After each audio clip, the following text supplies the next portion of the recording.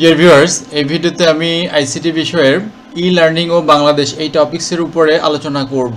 তো ভিউয়ার্স, আমাদের মূল টপিকটা হচ্ছে যে ই লার্নিং মানে ইলেকট্রনিক লার্নিং। এটা বলতে আমরা কি বুঝি? লার্নিং মানে হচ্ছে শিক্ষা।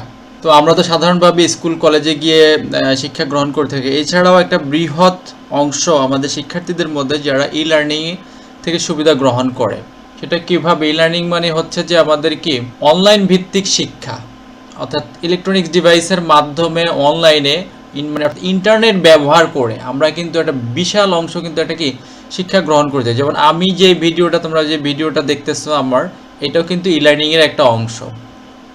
তো ভিউয়ার্স, আমরা সেটা বলতে পারি কিভাবে, যেমন ইউটিউবে আমরা যেই টপিক ভিডিও টিউটোরিয়ালগুলি দেখি, এটাও ই লার্নিংয়ের একটা অংশ।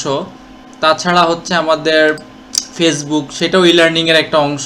ফেসবুকেও আমরা কিন্তু প্রচুর ভিডিও দেখি, বিভিন্ন টপিক্সের উপরে কি আমরা শিক্ষা গ্রহণ করতে। এমন অনেক স্কুল আছে, এমন অনেক প্রতিষ্ঠান আছে যেখানে শিক্ষকদের পাঠদান যোগ্যতা বা সুযোগ সুবিধা বা অনেকেই দেখা যাচ্ছে যে বিদ্যালয়ের অধিকাংশ সময় বন্ধ থাকে, তো তারা এই সময়গুলোতে কিন্তু এই ই লার্নিংয়ের সুবিধাটা নিতে পারে। ভিউয়ার্স, ই লার্নিং অর্থাৎ বিভিন্ন ধরনের অনলাইন ভিত্তিক যে সকল প্রতিষ্ঠান বলা যায়, বা ইউটিউব, ফেসবুক বা অন্যান্য অনেক ওয়েবসাইট আছে। ভিউয়ার্স, এখন অনেক ভালো ভালো টিচাররা কি করছে, ওয়েবসাইট খুলে সেখানে কিন্তু তারা শেখাচ্ছে। তো এখান থেকে কিন্তু একটা বৃহৎ শিক্ষার্থী গোষ্ঠী কিন্তু এটা কি তারা কিন্তু এই শিক্ষা গ্রহণ করতেছে।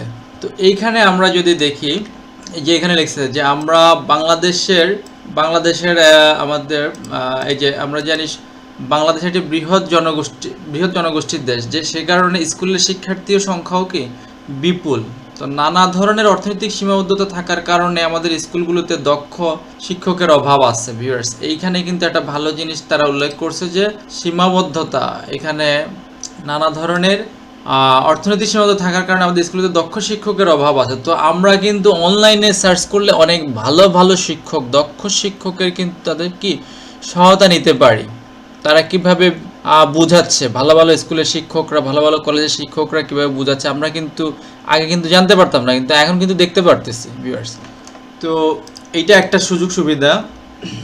এবং ছাত্রছাত্রীরা যেমন করে চায় যে এই টপিক্সের উপরেই তারা ভিডিও চায় না কেন, তারা কিন্তু পাচ্ছে ইনস্ট্যান্ট, কিন্তু তারা এই জিনিসগুলো, ওই ভিডিওগুলো কিন্তু সার্চ করে খুঁজে পাচ্ছে।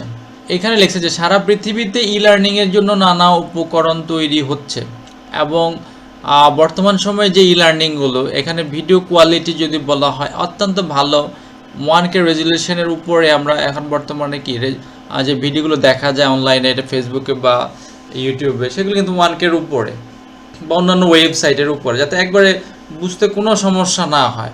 তো এইটা আমি মনে করি যে পাঠদানের একটা বড় প্ল্যাটফর্ম ই লার্নিং। সেখানে আমরা চাইলে একটা মোবাইলের মাধ্যমেই কিন্তু আমরা কি প্রয়োজনীয় টপিকস এবং ভালো ভালো শিক্ষকের, যেমন গণিত বিষয়ের উপরে, ইংরেজি বিষয়ের উপরে, আর অন্যান্য বিষয়ের উপরে, বাংলা বিষয়ের উপরে ভালো ভালো শিক্ষকের এই লেকচারগুলো কিন্তু আমরা ইজিলি কিন্তু কি গ্রহণ করতে পারি, ইজিলি শিখতে পারি তাদের কাছ থেকে।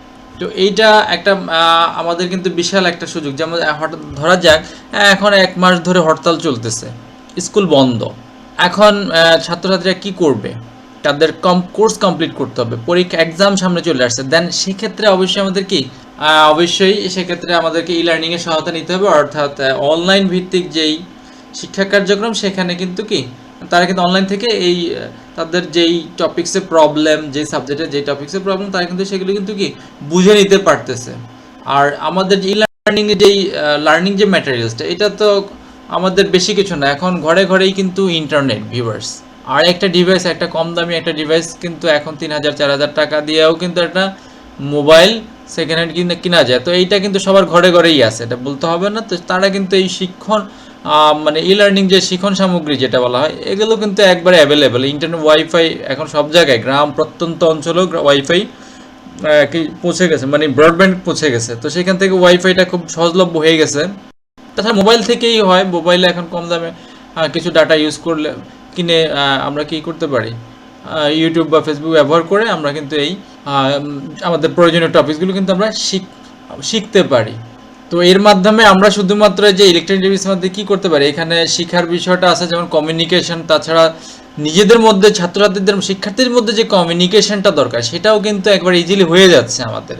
এবং আমরা গ্রুপ ডিসকাশন করে এবং লাইভ ক্লাসের মাধ্যমে ভিউয়ার্স, লাইভ যে ক্লাসগুলো হয়, লাইভ ক্লাসের মাধ্যমে আমরা কি করতে পারি, আমাদের প্রশ্ন জিজ্ঞেস করতে পারি এবং সমাধানও করতে পারি।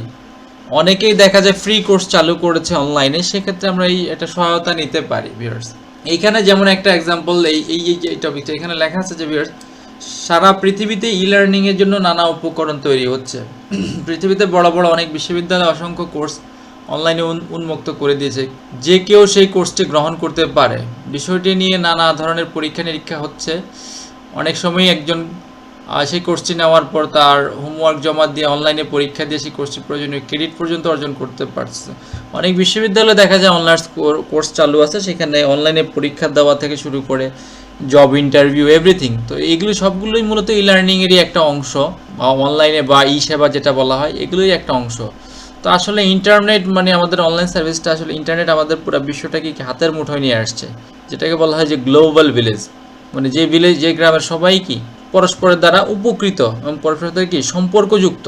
তো ভিউয়ার্স, আশা করি আপনারা বুঝতে পারছেন। ভালো লাগলে অবশ্যই ভিডিওটি লাইক করবেন এবং চ্যানেলটি সাবস্ক্রাইব করবেন।